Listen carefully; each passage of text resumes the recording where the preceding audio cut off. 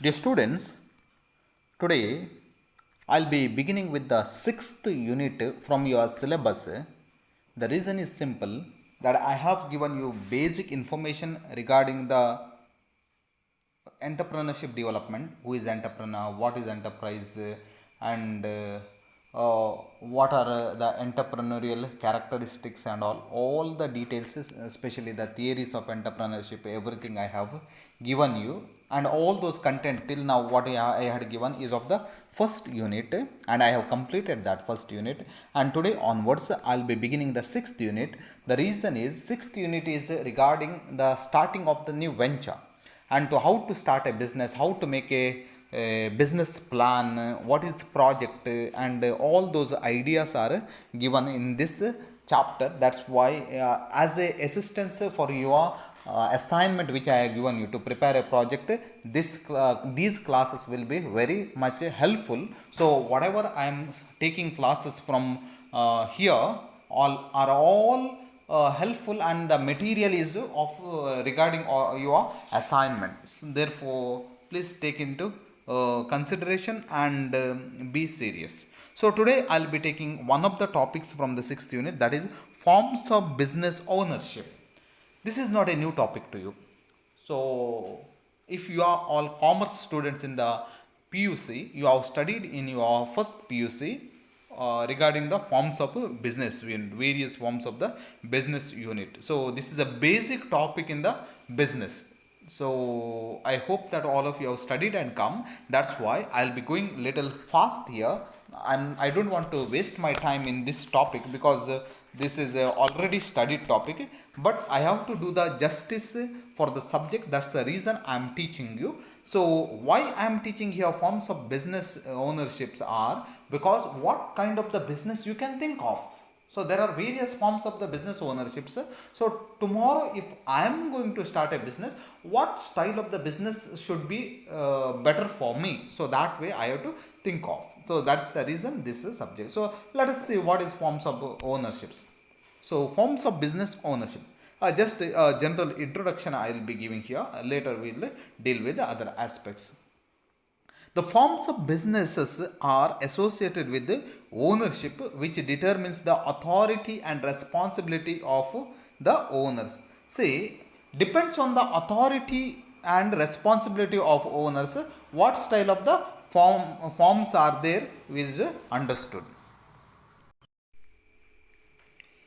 So the forms of business ownership are those legal forms. So legal means according to the government or the law what is permitted. So according to which an enterprise or a business is organized and run.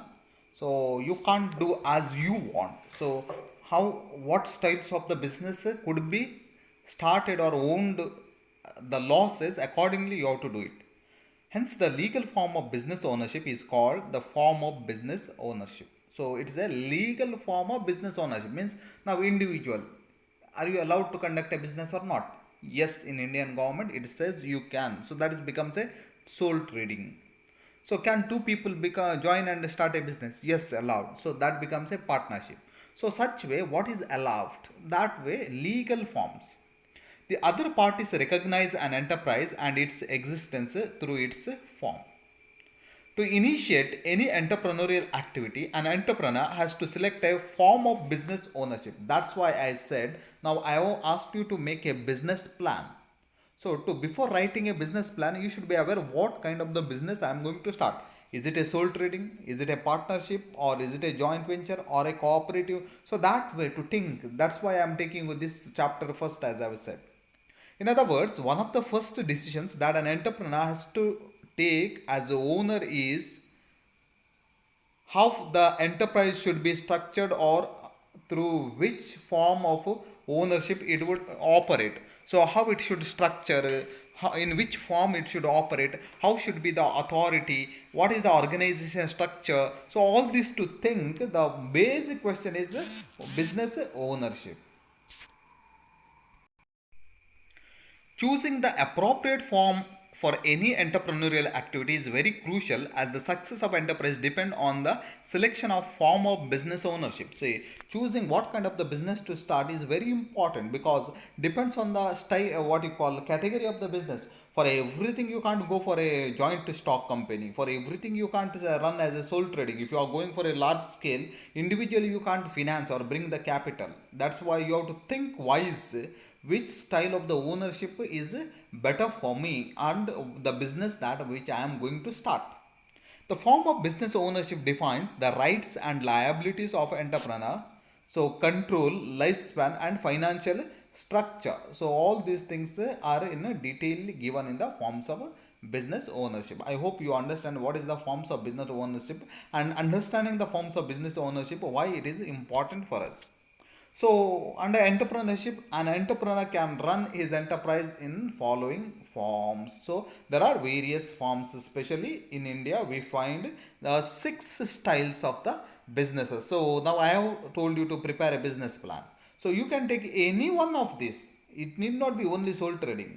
So, joint into family means if you are home itself, you have a business already. Then, if you are continuing, oh, fine, no problem. Then partnership form, you and others can join. Joint stock company, so you can, but public company you can't.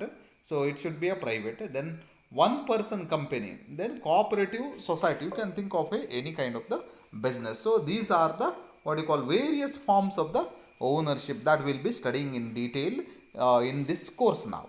So today I'll not be able to deal with all these forms of the businesses, but today I'll deal only one form of the business, that is sole proprietorship or sole trading business.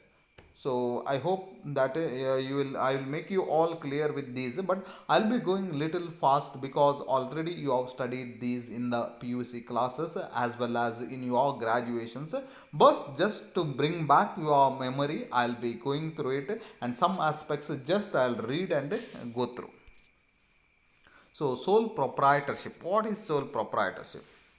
Sole proprietorship. Sole proprietorship is one of the simplest, oldest, and least expensive form of business ownership in the world of entrepreneurship. So this is a least expensive form of, means very easily you can start, means one person starting and you yourself is doing the business.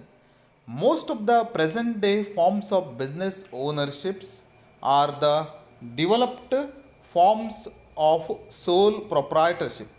It is also known as sole trade, individual business, or single entrepreneurship. So it is also known as sole trade, individual business, or single entrepreneurship. So this is called with the different names. So it's one and the same. So this is a very popular form of business in India. Yes, most of the businesses are sole trading. So you can see surrounding what shops are there, medical businesses are there, then hotels, restaurants are there. They're all of sole trading nature. Sole trade business is established by a single individual. He invests the required amount in the business, manages the business himself, bears all business risks alone, and gets all the profits. You see, here he is taking all the risk, doing everything alone, so highly tedious task, but there is a reward. That profits are not shared, profits are also for him only, but the risk also is there. If the loss occurs, that is also for himself. So, sole trading business is established by a single individual, and himself is taking care of all the business activities. The owner of the business is known as a sole trader. This individual entrepreneur is fully responsible for all business debts and liabilities. Whatever debts are there, whatever liabilities are there, that everything will be looked after. Examples of this form of business ownership are local restaurants and home based businesses, etc. So, this form of business ownership are local restaurants you might have seen, or many home based home industries and all are there. They are all individually owned. In this form of business, entrepreneur has unlimited liberty to run business. Unlimited liberty. He has all the freedom. What kind of, to make the changes and all. He need not ask with anybody because he is a sole authority there. Entrepreneur may select any type of business without meeting any legal formalities. So, except those in which license may be required from the government bodies like health department, the municipal authority, or some other bodies. See, to start a sole ownership, he will do as he wants. But the only thing is legal requirements he has to fulfill. Legal requirements according to the government norms, what all things has to be fulfilled, that will be fulfilled. Rest of the things to make any alteration, to buy anything, to sell anything, to put up a building, he need not consult or ask with anybody. He can do as he wants. His own wishes he can continue. So that's what the liberty sole trader has. So now we'll move with the features of sole proprietorship or sole trader. Sole trader is the only owner of all the assets and resources of business. See, he is the only owner. There are no other owners. Tomorrow you close the business, all the assets belong to him. He is owning everything. Sole trade business is one man show, as owner has to take all the decisions. So it is a one man show. He may consult with somebody, but decisions are made by himself. So it is a one man show. Then the liability of the owner is unlimited, and if the debts of the business are not met from the assets of the business, his personal property can be utilized for this purpose. So what happens is, if he is incurring a loss, so that business assets will be sold and will be met. Even in such case that assets are also not able to meet the losses that are incurred by the business, then even his personal he has to sell, his house he has to sell, everything he has to give up. So that risk is there. So the liability is very high. The profits of the business totally belong to owner, and losses are borne by owner only. So this is interesting that profits of the business comes to himself, but at the same time losses are borne by owner only. So losses are also not shared. Everything he has to bear, profit as well as the loss. Single entrepreneur can select any trade as per his choice. So there is nothing to decide. Otherwise, there is a board of directors, meeting has to be conducted. Even in the partnership, two, three people, if they are there, they have to sit together and come to the consensus. So all have to agree. Then only they can go into the new ventures. But in the case of sole entrepreneur, so he can select, he can think today he is doing one business, tomorrow he can go another business. Only thing is you have to remember that he has to fulfill the legal formalities. That's all. All the information pertaining to business rests only with the business entrepreneur. All the information pertaining to business rests only with the business entrepreneur. So with the other forms of the business, what happens is business information is known to many people. So if there is a partnership, the partners knows. So here only single person knows. Others don't know anything. Most of the trading shops and all are there. Others know nothing of the business, what they are doing, how much investments they have, how much profit they are getting. Only one person is knowing. So in one way it is good, in another way it is not so good. There is no separate identity of business and owner in this form. Both are the one.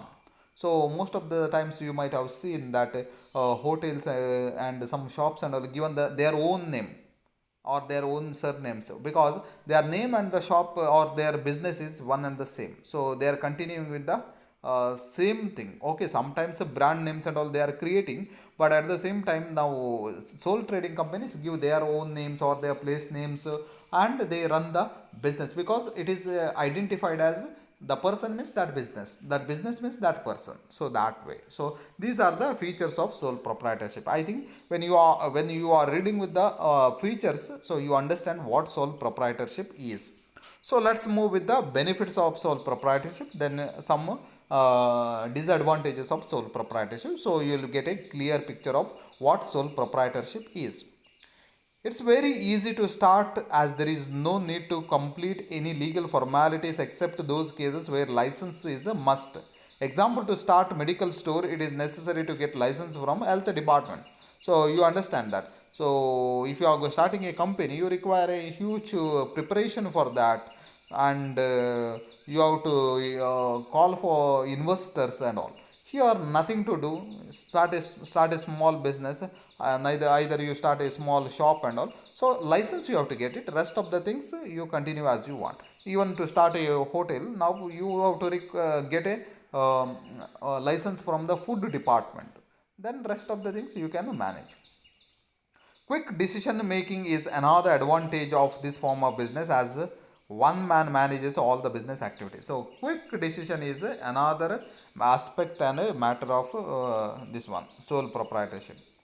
Sole trader is free to change his business at any point of time, as he is the only owner of business. So, sole trader is free to change his business at any point of time, as he is the only owner of a business.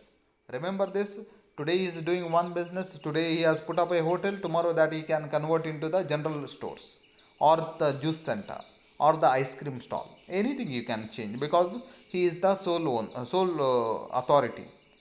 No outsider can get the secret information of business like profits, losses, customers, and assets, etc. As every information rests with the owner only. I hope you understand this. Nothing special. Direct motivation is there in this form of business, as owner solely takes all the profits and bears all the losses and risks. So there is a direct motivation because more the profit, more is motivated to do the business. Sole trader can maintain personal relationships with the customers to know more about their tastes, like and dislikes, etc. Because it is a direct business, and if he is involved with the business activities, automatically he will get in touch with the customers. And when you are getting in touch with the customers, you can feel the pulse of the customers and what exactly they need, and accordingly you can meet their demands. It provides training to run medium and large scale business to individual owners.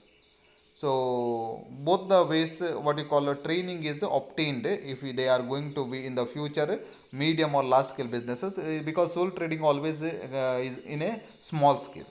It can be started with a minimum investment, absolutely, because you need not go for a large scale in the beginning itself. When you are starting by yourself in a small scale, so you require a less investment. So all these are the benefits of the sole proprietorship. If you sit and think, there will be many more, but for us now to understand, these many are more than sufficient. Let's say some of the disadvantages of a sole proprietorship. So the biggest disadvantage of this form of business is unlimited liability. Owner's personal property can also be utilized to meet the debts of the business. See, if you are going to lose the business and losses if you are incurring, even you have to sell your personal property and meet the losses that are occurred. So this is a danger in the sole trading business. So you have to sell everything what is belongs to you, even your house, property, personal things, everything. So bankruptcy, many people have become like that. Due to individual ownership, limited capital and sources are available for business. So limited capital and sources are available because you yourself alone are doing. If you are two people are there, his sources are available for you. His money is available for you. Here only yours. So limited sources. Limited managerial support is available for this form of business, as one man can never have all the managerial skills. Limited managerial support because you are only one person, so other people are not involved with you. Stability of business is always questionable, as the owner can close his business at any point of time. Moreover, death of owner also leads to closure of the enterprise. See, sole trading businesses always don't long stand, will not stay for a longer time, because interest goes of a owner, then he will stop. Or if his death takes place or any damages, disabilities comes in the way, then automatically that business will get closed. This is another disadvantage of the sole trading business. Sometimes the business suffers from losses due to individual and hasty decisions. So business will be suffering because of the losses that will occur. Then it suits only for a few business like shops, restaurants, and small businesses, etc. So you can't do it small sole trading for all kinds of the businesses, only for a small kinds of the businesses, shops, restaurants, and small home trades, small scale industries, you can do it.